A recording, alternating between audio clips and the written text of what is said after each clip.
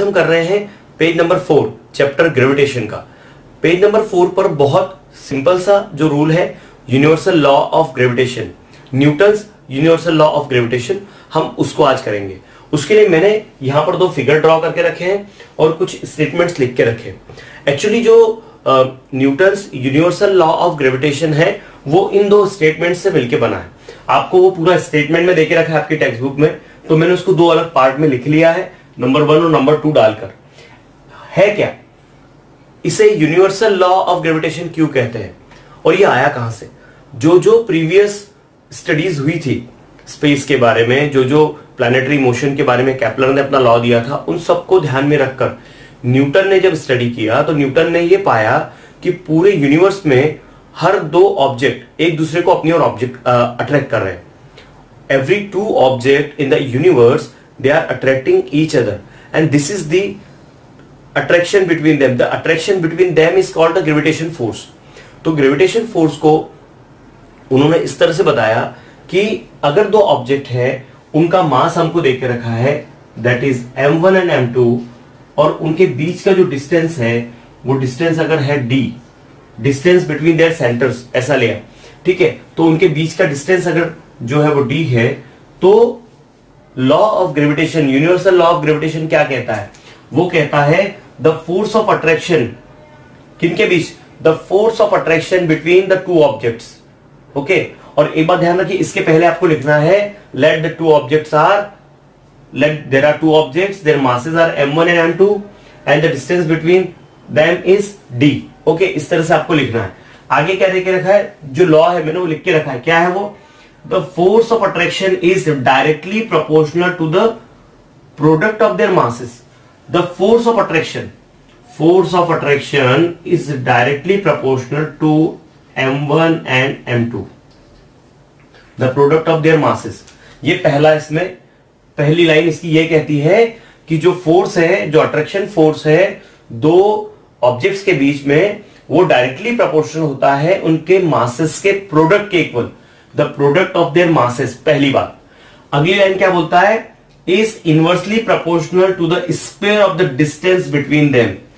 The force of attraction is inversely proportional to the square of the distance between them, square of the distance between them. तो जब ये दोनों rules, जब दोनों statements को मिलाया जाता है तो हमें मिलता है that is F is in proportion with m1 into m2 upon d square. और जब हम ये साइन हटाते हैं तो हम क्या करते हैं, यहां पर इक्वल की साइन लगाने के बाद एक कांस्टेंट लगाते हैं g, जिसे हम कहते हैं ग्रेविटेशन कांस्टेंट। ओके, तो ये हो गया आपका रूल। ये क्या हो गया? The force between the 2 object whose masses are m1 and m2 and the distance between them is d। तो then the rule will be F is equal to g into m1 m2 upon d square. कैसे हुआ मैं फिर से बता दूं आपको। क्या बोलता है? The force of attraction between the 2 object is directly proportional to the product of the objects, the product of the masses of the object and inversely proportional to the square of the distance between them। तो इन दोनों को मिलाकर हमने first and second से direct इसको ऐसा लिख लिया। ओके, m1 m2 और अपॉन में d स्क्वायर लगा लिया, और जब ये साइन हम हटाएंगे तो यहां पर एक कांस्टेंट लगे, इसे हम यूनिवर्सल ग्रेविटेशनल कांस्टेंट बोलते हैं। बस इतना रूल देके रखा है और कुछ भी नहीं है इस पेज पर। मतलब बहुत सिंपल है, लेकिन इसकी कुछ चीजें समझ लीजिए।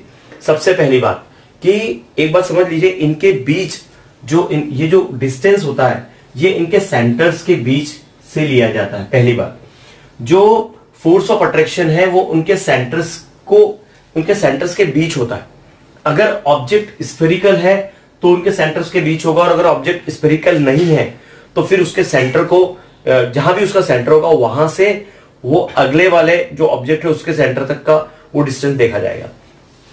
अब इसमें देखिए कि मासेस अगर चेंज होते हैं तो क्या होता है। सपोज मैं क्या करता हूं, m1 अगर m1 ना होके m1 अगर कन्वर्ट हो जाए 2m1 में, तो इस फोर्स का क्या होगा? यहां होगा F is equal to g into 2m1 into m2 upon d square. मतलब क्या हो गया ये?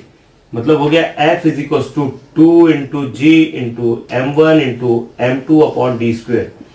मतलब if the mass of the one object is doubled then the force of attraction between them is doubled। अगर दो ऑब्जेक्ट के बीच, जो दो ऑब्जेक्ट है जिसके बीच में हम लॉ ऑफ ग्रेविटेशन को स्टडी कर रहे हैं, अगर एक ऑब्जेक्ट का मास डबल हो जाए तो उनके बीच का फोर्स ऑफ अट्रैक्शन भी डबल हो जाता है। ये पहली बात। अब अगर हम ऐसा करें कि इसके बीच का एक का मास सपोज हाफ हो जाए तो उनके बीच का फोर्स ऑफ अट्रैक्शन भी हाफ हो जाएगा। कैसे? मैं इसे जैसे 2m1 लिखा है तो मैं इसे m/2 लिख दूंगा तो फोर्स हाफ हो जाएगा। ठीक?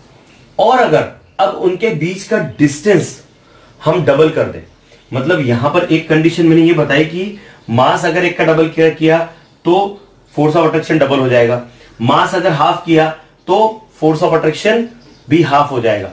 एक ऑब्जेक्ट का मास। ओके, क्या स्टेटमेंट ध्यान रखिए, if the mass of the one object is doubled then the force of attraction between the two objects is also double.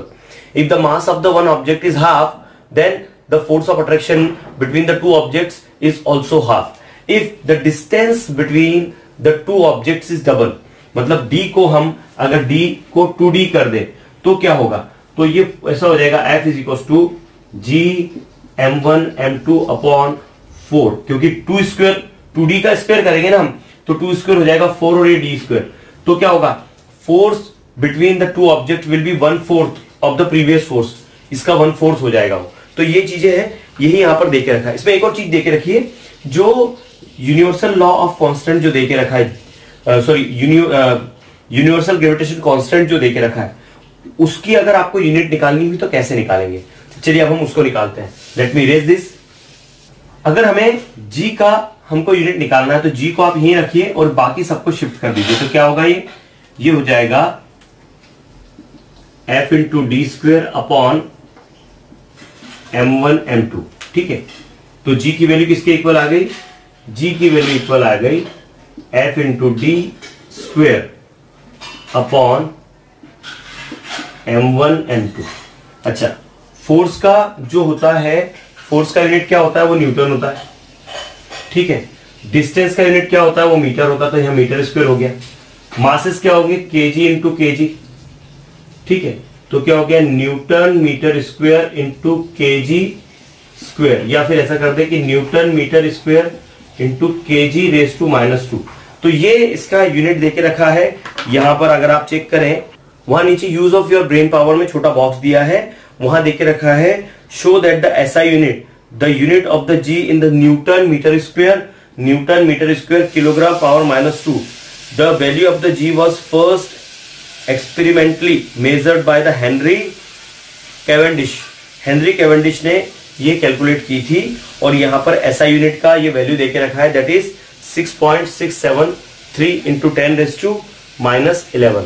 तो इस तरह का ये पूरा पेज था। इसके ऊपर हमें इंट्रोडक्शन ऑफ एन साइंटिस्ट में वहां पर केपलर के बारे में देखे रखा है कि किस तरह से वो मैथमेटिशियन बने और किस तरह से उसने कितनी बुक्स लिखी और क्या क्या उन्होंने स्टडी किया है। बहुत सिंपल है, वो पूरा का पूरा पैराग्राफ पढ़ लीजिएगा, कोई बहुत ज्यादा वहां पर ये नहीं है, लेकिन एक बार इसको आखिरी में और समझ लीजिए कि Newton's universal law of gravitation क्या है। The force of attraction between the two object is directly proportional to the product of their masses and inversely proportional to the square of distance between them. Okay, और जब इन दोनों को मिला के हमने लिखा तो ये आया, और उसके बाद में हमने यहां से ये साइन हटा के यहां पर एक कांस्टेंट लगा लिया। ओके, क्योंकि हमें जब इक्वल में लिखना है तो कांस्टेंट होगा, दैट विल बी जी। जी क्या होगा? यूनिवर्सल कांस्टेंट है वो, यूनिवर्सल ग्रेविटेशनल कांस्टेंट उसको बोलते हैं हम। ठीक है, और इस जी की वैल्यू, इस जी की यूनिट निकालने के लिए मैंने क्या किया कि जी को यहां दिया, डी स्क्वायर ऊपर दे दिया, इन दोनों को नीचे दे दिया। यहाँ फोर्स के लिए जो यूनिट होता है वो न्यूटन होता है, इसके डिस्टेंस के लिए मीटर होता है तो मीटर स्क्वायर हो गया, और अपॉन में केजी इंटू केजी स्क्वायर हो गया, तो केजी स्क्वायर जब ऊपर आ जाएगा तो पावर -2 हो जाएगी। तो ये इसका एसआई यूनिट है। ठीक है, बस